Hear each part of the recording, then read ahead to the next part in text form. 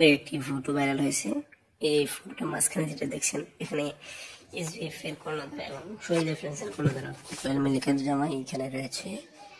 তো এইটা কেন হচ্ছে, এরা গেম চেঞ্জার, এখানে কি হতে পারে? হয়তো তাণ্ডবে এরা শহীদ ফ্রেন্স যুক্ত হয়েছে, অথবা রায়হান রাফি, এসবিএফ এবং ওই আরেকটা যে সুরিন্দর ফিল্ম একসাথে একটা মিলে আসছে, হয়তো ওই যে ফলো হয়তো।